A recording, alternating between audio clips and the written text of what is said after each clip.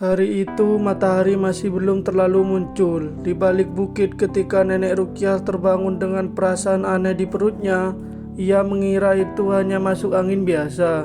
Namun semakin hari rasa mual itu datang lebih sering. Tubuhnya cepat lelah dan dadanya terasa sesak. Usianya sudah 70 tahun. Jadi ia berpikir mungkin itu hanya tanda tubuh renta yang mulai melemah. Tetapi ketika perutnya mulai membesar secara tidak wajar, hati kecilnya mulai bertanya-tanya.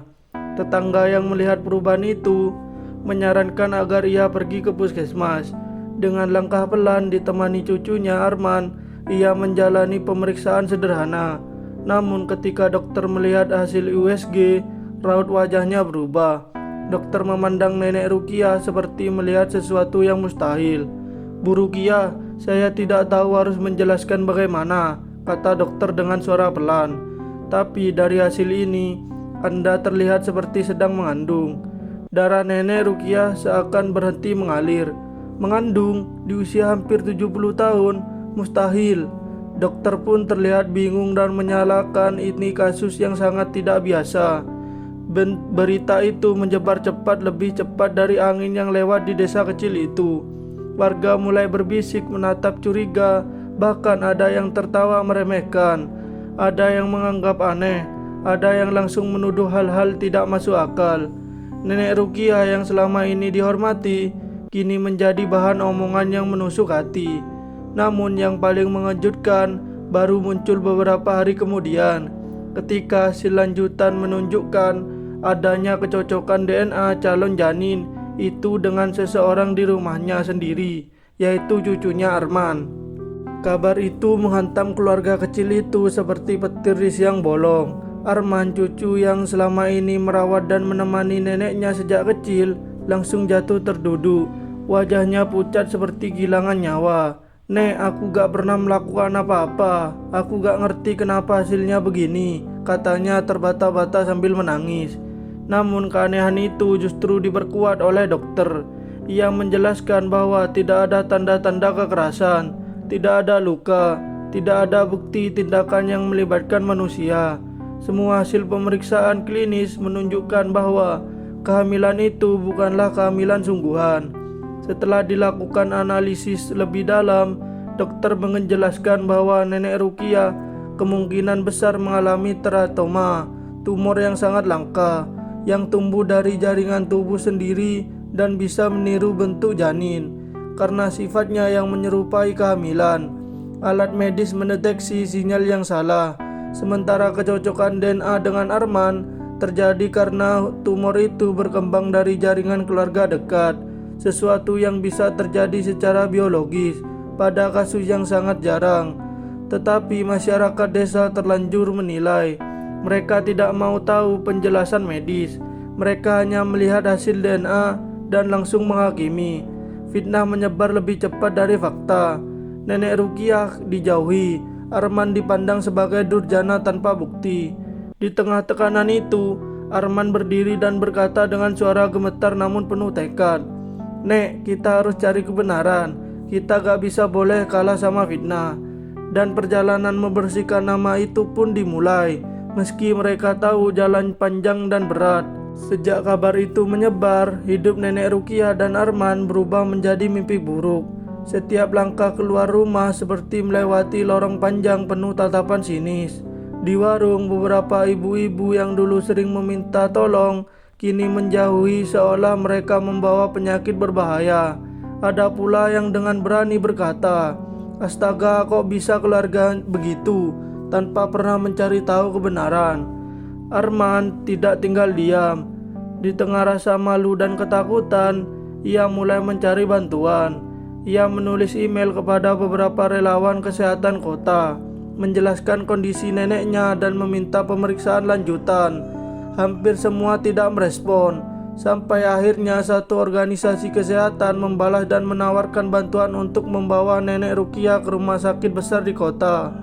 Perjalanan menuju rumah sakit itu penuh haru. Arman menggenggam tangan neneknya erat-erat, berbisik, "Nek, aku tahu ini berat, tapi kita harus buktikan bahwa kita tidak salah." Nenek Rukiah membalas dengan senyum lemah, meski matanya menyimpan ketakutan yang tidak ia tunjukkan. Di rumah sakit kota, dokter onkologi melakukan pemeriksaan menyeluruh. Setelah menunggu beberapa hari, hasil akhirnya keluar. Dokter menjelaskan dengan tenang bahwa nenek Rukiah mengalami teratoma mature tumor jinak yang dapat meniru bentuk janin dan bahkan memberi sinyal positif seperti kehamilan. Bu Rukiah tidak hamil. Ini bukan kejahatan, ini kondisi medis yang sangat langka, ujar dokter dengan tegas. Bahkan dokter meminta izin untuk menggunakan kasus ini sebagai edukasi masyarakat agar tidak mudah menghakimi. Media lokal mulai meliput kisah nenek, dan perlahan kebenaran mulai terdengar. Warga desa yang sebelumnya menuduh kini terdiam, dan beberapa dari mereka mulai merasa bersalah. Beberapa minggu setelah operasi pengangkatan tumor, kondisi kesehatan nenek Rukiah mulai membaik. Tubuhnya kembali kuat, namun matanya masih memendam kesedihan. Setiap kali ia mengingat tatapan curiga tetangga yang dulu menghormatinya, hatinya terasa seperti ditusuk jarum kecil yang tak terlihat. Suatu sore, ketika nenek Rukiah sedang menyiram tanaman, kepala desa datang dengan beberapa warga. Mereka berdiri dengan wajah tertunduk, membawa buah tangan sebagai tanda permintaan maaf. Suasana sunyi, hanya terdengar suara daun yang bergerak pelan. Bu Rukiah, kami datang untuk meminta maaf, ujar kepala desa dengan suara berat. Kami sudah salah menilai, kami tidak memberi kesempatan pada kebenaran. Para ibu-ibu yang dulu mencibir, kini menangis pelan. Ada yang berkata, maafkan kami bu, kami ikut-ikutan tanpa tahu apa yang sebenarnya terjadi. Nenek Rukiah terdiam lama. Arman yang berdiri di sampingnya merasa dada neneknya bergetar. Lalu perlahan nenek mengangkat wajahnya dengan senyum penuh keikhlasan. Saya sudah tua, katanya pelan. Saya tidak mau menyimpan dendam, tapi tolong belajarlah dari kesalahan ini. Jangan pernah menghakimi seseorang hanya karena satu kabar. Kata-kata itu membuat beberapa warga meneteskan air mata. Dari hari itu, perlakuan orang-orang berubah. Mereka mulai membantu memperbaiki rumah nenek, mengajaknya kembali berkumpul, bahkan mengundangnya menjadi pembicara di acara desa tentang pentingnya tidak menyebar fitnah. Arman melihat neneknya berdiri dengan penuh wibawa dan berkata dalam hati, nenekku bukan hanya orang kuat, dia hanya cahaya bagi kami semua. Kisah penderitaan itu kini berubah menjadi pelajaran besar tentang kebenaran, ketabahan, dan kekuatan memaafkan. Kisahnya yang dulu penuh fitnah kini berubah menjadi sumber inspirasi. Sekolah-sekolah desa mulai mengundang untuk berbagi cerita tentang ketabahan dan bahaya prasangka. Nenek Rukiah selalu berkata dengan suara lembut, fitnah itu ibarat api kecil. Sekali dibiarkan, ia membakar lebih luas dari yang kita bayangkan. Setiap kali ia berbicara, anak-anak dan orang dewasa terdiam, mendengarkan dengan mata berkaca-kaca. Arman juga mengalami perubahan besar. Ia yang dulu hanya pemuda pendiam, kini tumbuh menjadi sosok penuh empati. Ia mulai bekerja sebagai relawan kesehatan desa, membantu orang-orang memahami pentingnya pemeriksaan medis, terutama mereka yang tinggal jauh dari fasilitas kota. Pengalaman kelam itu membuat Arman merasa bahwa tugasnya bukan hanya merawat nenek, tapi juga mengedukasi lingkungan. Suatu malam, ketika mereka sedang minum teh hangat bersama di teras, Arman menatap neneknya dan berkata, Nek, kalau waktu kita bisa diputar, aku tetap ingin menjadi cucu yang menemani nenek melalui semuanya. Karena dari semua kesedihan itu, aku belajar menjadi manusia yang lebih baik. Nenek Rukiah tersenyum, menatap cucunya dengan mata yang penuh cinta. Kadang kita harus melewati gelap untuk mengenal arti cahaya. Man dan kamu telah menjadi cahaya itu untuk nenek. Angin malam berhembus lembut, membawa ketenangan ke seluruh rumah kecil itu.